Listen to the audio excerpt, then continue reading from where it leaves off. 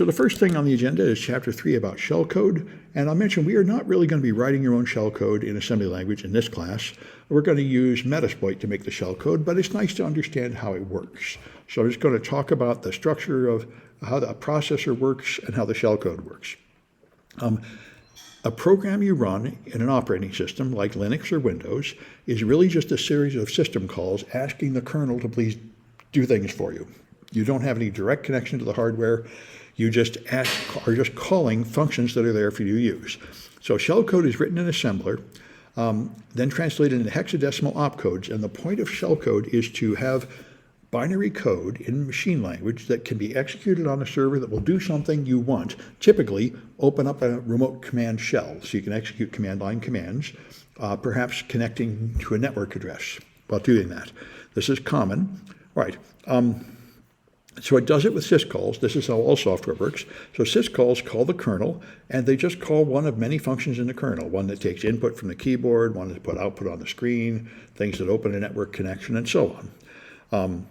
That's because there are protection rings in the processor. There are 4 rings in the hardware of processors, but all modern operating systems use nothing except ring 0 and ring 3. Ring 0 is kernel land. Those are the processes that have complete control of the machine. They can execute any command in the instruction set, so they can do anything your machine can do. That's the kernel. That's the essential part of the operating system that must be loaded into memory anytime the operating system is running. Ring 3 is user land. That's where all the programs you launch from the start button or a command prompt run, and they all have lower privileges. They cannot directly interact with hardware. All they can do is call kernel syscalls, which will execute commands that have been written in the kernel. And those are written by Microsoft or whoever developed Linux. And therefore, you don't have complete control of the machine. So if your userland program crashes, it does not kill the machine. If the kernel crashes, you get the blue screen of death on Windows. The machine stops. If a userland process crashes, the machine is still running, the kernel is still running, so you can pop up an error message and say, your program has crashed, would you like to relaunch it or something? So that's protected kernel mode. All right, if your user mode tries to access kernel memory, you get an access exception where you're executing memory you're not allowed to go. And so syscalls are what you use. libc is the main library that does everything in Linux, because I mentioned before, Linux serves the purpose of unifying all the computers in the world to run the same operating system, and C is the language written to implement Unix for that reason, so we could have the internet. So libc will let programs function normally, and you make C function calls, which will then make the syscalls for you. So all the syscalls use int80, although there are a couple other ways to express this. This is an interrupt. All modern operating systems are interrupt driven. They wait for signals to tell them to do something, and the signals interrupt them and say, stop whatever you're doing and do this instead. That's how they operate. They're doing individual jobs that come in from signals. So you put arguments in registers, the main one being the syscall number in EAX, then you execute int80. The CPU switches to kernel mode, and it executes this kernel function, matching that number and having whatever other arguments you put in the other registers. So an integer in EAX gives you the main identifier of which function you're calling, and you have up to 6 more arguments here. And so if you're going to print something on the screen, you use the right code for print, and then one of these other arguments points to a string of the characters you're going to print. All right, so I've got Debian here, and so let's do the simplest possible syscall, which is exit. So let me just make this bigger. This is my emulated Intel processor on this ARM hardware. And so it's e.c. All right, so here's about the simplest thing you could do. This is just going to exit. It's going to exit normally, not do anything else. But even that requires a syscall. So you can compile this thing with GCC, then you can run it, and it just returns normally without crashing. That's all it does. It's the simplest possible thing. But we can examine it, and we can use GDB, for example. So let me shove this over a little. Yeah, okay. Now you can see what it does. If I do GDB in quiet mode of the binary E, I'm in. Now I can disassemble main. And here's main. So main just gets ready to do things, and then it calls a function called exit.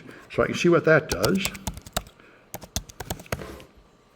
That runs, and then it calls something called run exit handlers. So I can disassemble that.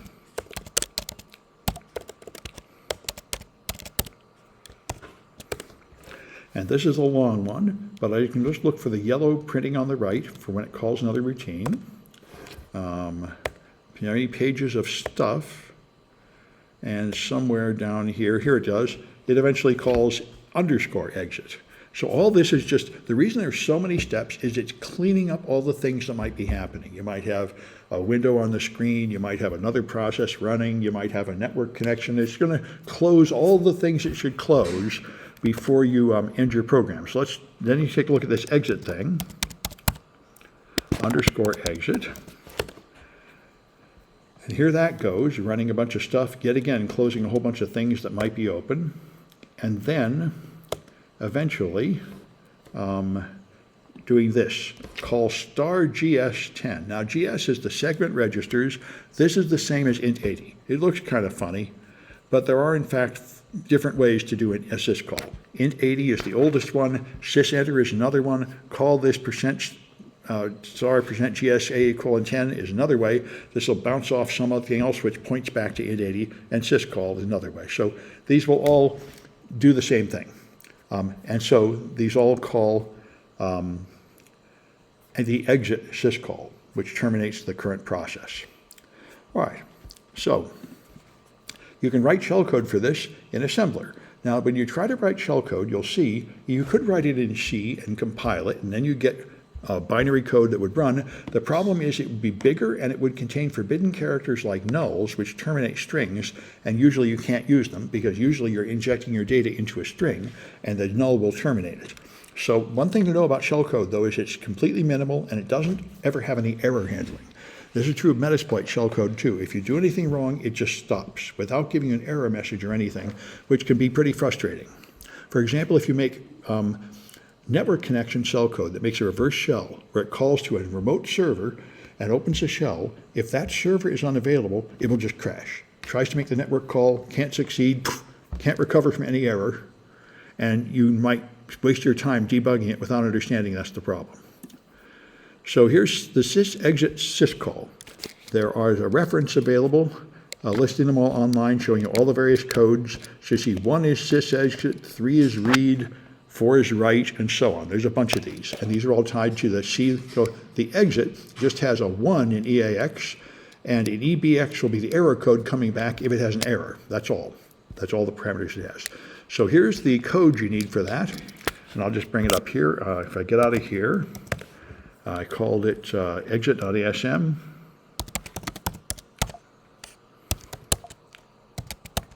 There. So this is the assembly code that does it. I have a main, this is the main routine that's going to start it. It has a text section and no other section, and it only has 3 commands. Put a 0 in EBX, put a 1 in EAX, and call int 80. That will do an exit. That's all you need. Now you can compile this with a NASM, which is a compiler for Windows type code. I think it's Intel-based, or I think it might be AT&T format, I forget. Anyway, the point is, it's this code we're using, and use GCC to link it as 32-bit machine code, and you'll end up with this thing, exit shellcode. And it exits normally without crashing or anything. That's all it does. But you can see the assembly code in it with objdump.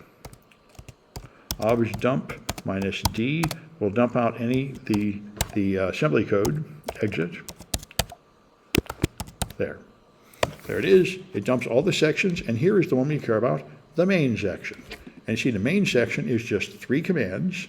This is a move that puts 0 in EBX. So this is the hexadecimal code for move into EBX, and this is the 32-bit constant 0. Then this is a move into EAX, and this is the 32-bit constant 1 in little endian order. So the least significant byte comes first. And this is int 80. CD is int, 80 is the code. So that's all you need. Those 10 bytes of machine code will do this exit. All right, now you can test it in C. If I look at just cat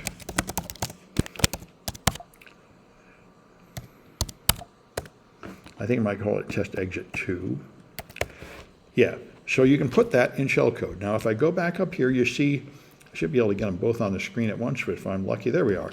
So it's B and then 4 zeros. There's B and then 4 zeros. B8, 1, and then 3 zeros, and CD80.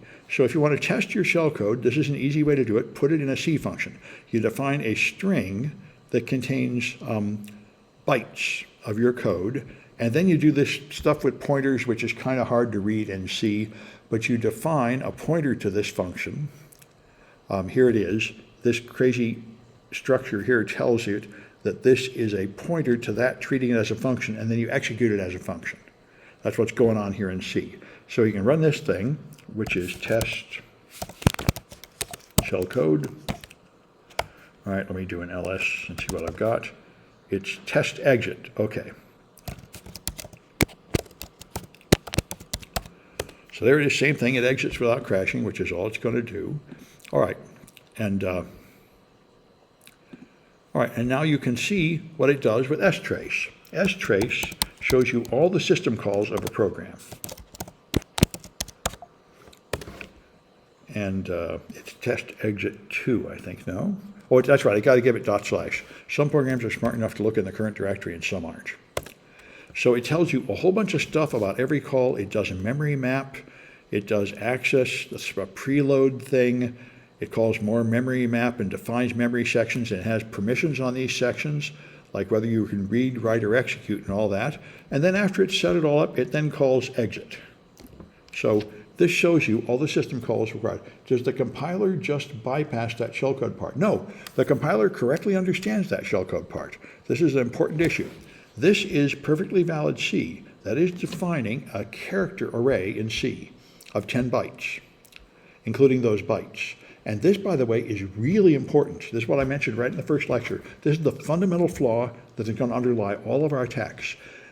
You create a string of characters, and then you execute it as code. The same bytes could be characters or they could be code, and the computer doesn't know the difference. That's the problem. That's what we're going to exploit all the way through. We're going to be feeding programs data, and it's going to be misunderstanding it as commands. And that, of course, is how you take over machines. And like I said, it would, in retrospect, it probably would have been better to have 12 bits in a byte and have a few bits that mark the purpose of this byte so that data bytes could never be misunderstood as code bytes. That would have ended this whole kind of attack. But that's not what we have. So this is perfectly valid C. You define some data as characters, and then you execute it. Now, it'll only work if you compile it, allowing the stack to be executable, which it's not by default anymore to prevent this, but you can compile it with those flags, and then you can run it. All right, now the problem with all the shellcode we made so far is it got null bytes in it. Remember this BB0000, got a whole bunch of nulls. And since we're probably going to be injecting it into a string variable, because normally that's how you do exploits, you have some kind of network connection listening and you're sending it a string, the first null will terminate the string and it will never receive any of these other bytes. So you can only have one null in shellcode under normal circumstances, and it has to be the last byte. So this kind of stuff will run like in a laboratory test, but it will not run in a real exploit. So you have to, writing shellcode, you have to get rid of the nulls. So what you do is you change the instructions. This one has 32 bits of 0, so you change it to this one, XOR EBX to EBX. That will do an exclusive OR between the contents of EBX with itself, which will always result 0, but it doesn't immediately refer to 0, so it doesn't have any zeros in it. This one moves 32 bits to get a 1. So what you do is this one, you move AL1. This is an 8-bit instruction left over for compatibility with really old processors. Since it moves only 8 bits, it only has 1 byte for this number, and that byte is not 0. So this is here's what you do. The old shellcode looks like this. The new shellcode looks like this. Instead of moving something to 0, you do an XOR with itself. Instead of moving 32 bits to 1, you move 8 bits to 1, and that's it. You can compile it the same way, and you can examine it the same way, and now the shellcode is only 6 bytes long instead of 10 bytes long. And it will do the same thing. So that's the trick. That's what people do to write real shellcode, and we're going to use Metasploit, which has a bunch of shellcode. It'll automatically generate spell code for us to use. So exit, of course, just stops the program. So what we've done so far is just learning how it works. We're not accomplishing anything. What you really want is to offer a shell, and for that, here's what you typically do. You write high-level code in C, compile, disassemble, clean it up and remove the nulls, and create the shellcode based on the compiled stuff. Now, in order to do something more valuable than just exit, you typically want to use fork and exec VE. Fork will copy a running process to create a new one that's just the same. Exec VE lets you execute code inside a program, and it replaces the running program with this other program. So the original program never finishes. That's a common way you'd launch something. So you can read about it here. Exec VE executes the program pointed to by the file name. All right, and you have file name and arguments. So here's an example of a code that does exec VE. I can tell that I want to run bin sh, and I have no parameters. So this program that I run will suddenly turn into a shell prompt I can type into. So I run a program, and then it opens a $sign. I can now execute commands. So I've moved it from this program to bin.sh. That's a simple shell code. So if you disassemble it, you'll see how it works. Here's exec VE, and here it is pushing arguments on the stack and then calling it, which is what it always does. You have 3 arguments. Yeah, it's a kind of screwy command. You have 3 arguments. If you look back here, the first one is the file name, and the next one is an array that has to start with the same file name and then have the parameters. So you have to put the data in twice, once directly and once inside an array. I don't know why they wrote it that way, but that's the way it is. Anyway, all right, and so you see that's what it does. It's going to call EDX, CX, BX, and AX. This is going to show how exec VE works, and then it's going to do this int 80. That's what it's doing. All right, so just loading, and these are pointers that point to the array, to the name of the function you're executing, and the array that includes that function and the parameters. So there are different versions of this call. Like I say, int 80 is one way. This is another way that goes to the thread control block and bounces back to the same place. Here's another way. You know, they all amount to the same thing. Different versions of the operating system will do it different ways. All right, and so here's the final assembly code that will be translated into shell code. Looks a little complicated, but you know, you start with this stuff, and notice how move byte. So you move only 4 bits, 8 bits at a time in order to avoid nulls and so on. So you have to do a little bit of manual rewriting. And there's the final shell code that does exec VE. Remember, it took 6 bytes to do exit, and it took all this, like 40 or 50 bytes to do that, to open just an immediate shell right there. This is to set up exec VE. So that's the game. Let's take a look at some Cahoots, which I've got here. There.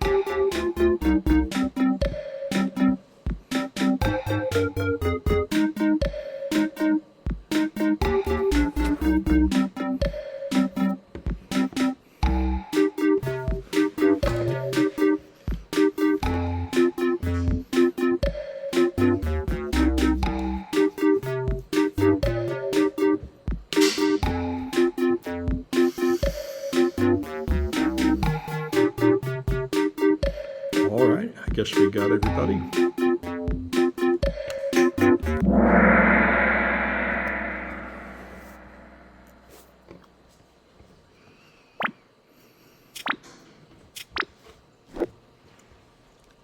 All right, so which one of these converts executable code into assembly language?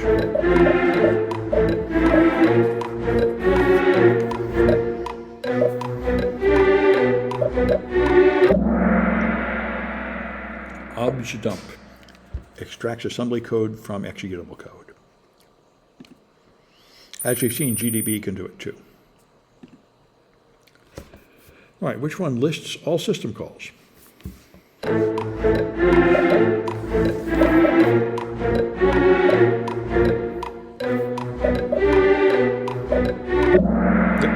that's strace. All right. All right, which one takes you from user mode to kernel mode?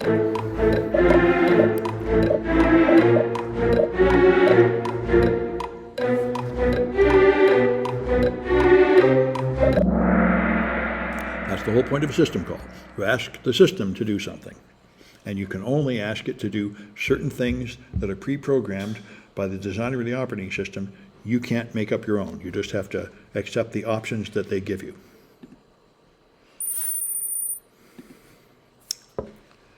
All right, which one converts assembly code into object code?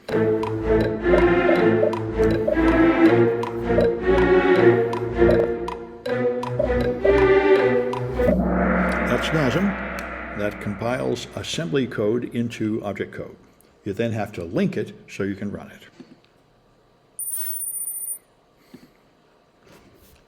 All right, so what instruction should replace this, move EAX 0, if you want shellcode?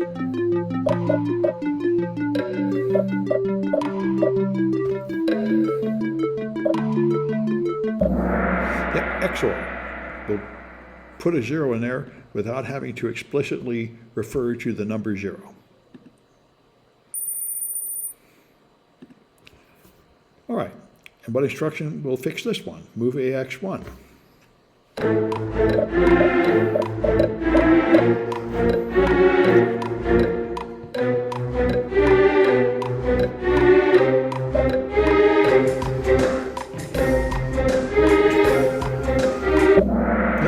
This is the 8-bit instruction to move AL1 so it doesn't have a null byte. Very good.